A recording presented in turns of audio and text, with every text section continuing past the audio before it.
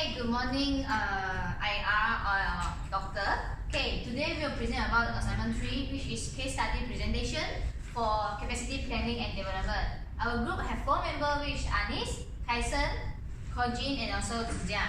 Next. Okay, actually, what is capability planning and development?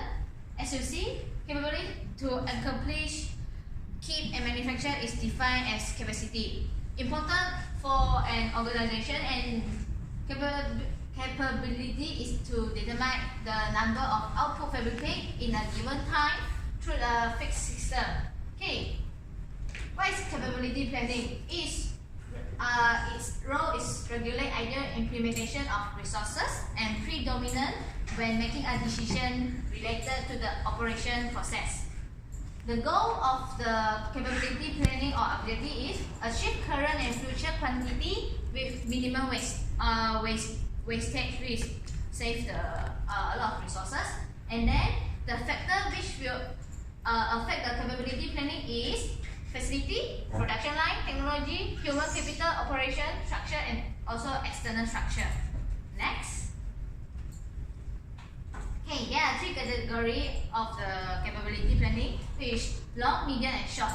For long term, there are no time limit, and it's depending on the design, because design process sometimes it will be short, sometimes it will be long, and also the production, sustainability, and effective capacity. Next, however, compared to medium and short capacity, there is a time limit for medium, which is 2 to 3 years for medium period, and for short term it will be daily, weekly, or monthly. Yeah, that's all. So I will pass to my friend to talk about the next slide.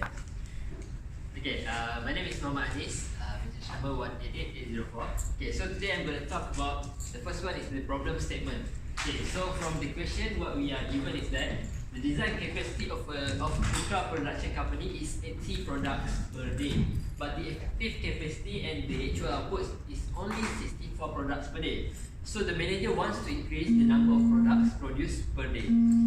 So from this question, what we can see is that the increase of production needed is not specified, and then the current data of the production is not given. So the data is can be said is not really much for us. Okay, so next. So the recommendation to increase the product number is the first one by improving the quality of the process. So as we know, process of the production plays major role in its end quality. So improving the quality of process can increase the effective capacity and thus increase the actual output. So if before this we have like 64 outputs, from 80 the capacity. So maybe we can increase to like 75, 76. So we can increase the output and also we can save the cost. Okay, so next. So some methods to improve the production quality includes the first one, which is to create the culture of quality. What is meant by creating culture of quality is that the department of quality and also the management executive should create a culture where suggestions and improvement are welcome and praised. So that maybe the operator know that this process is inefficient and produces some error, they can report it to the managers and they will take action. And the second one is to work with suppliers. Working closely with suppliers enable the manufacturer to understand the supplier's internal process, and they can offer ways to improve the quality of the component parts to meet the manufacturer's standards quality. And the third one is to demand more than inspection report. What it means that it is not enough for us just to trust their words and just to trust based on their paper reports. Nowadays, the manufacturers must have visibility into the supplier's operation. They need to see and ensure that appropriate testing is being done to meet the required standards. The next one. So that's all from me. Okay, hi everyone, I'm Loo Kai Xen. So I will be talking about the second problem, which is for our case study now is Volkswagen emission scandal.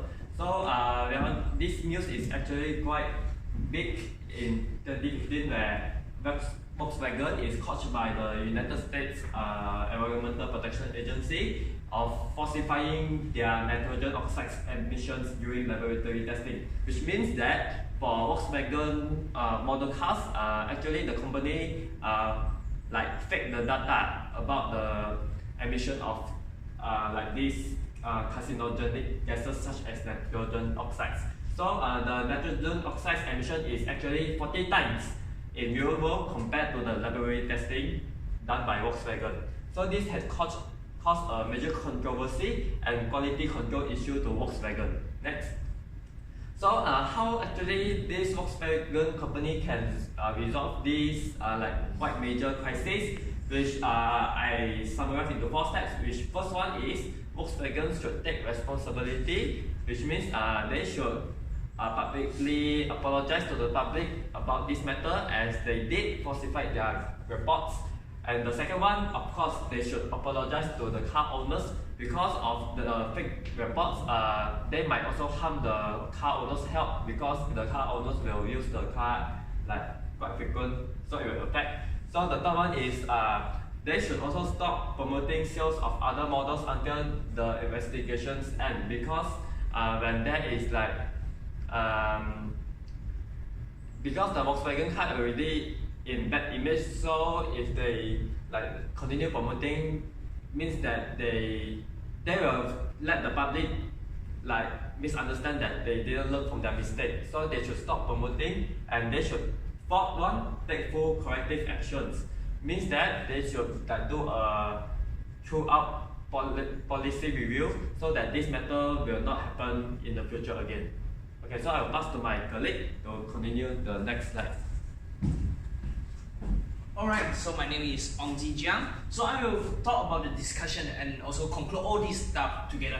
Okay, so for this, for what we have studied just now, for the previous case given and also the case we studied just now, we need to know that the importance of the capacity planning and development throughout the projects. Yeah. So the first point is the capacity is to know the limit of on load of an operating unit that it can handle. So like what Volkswagen, the scandal of Volkswagen just now, we want to focus on or highlight on the equipment lack of equipment in the Volkswagen company. So it actually not enough equipment, not enough at once to eventually have the vehicle to have less amount of emission of those carcinogenic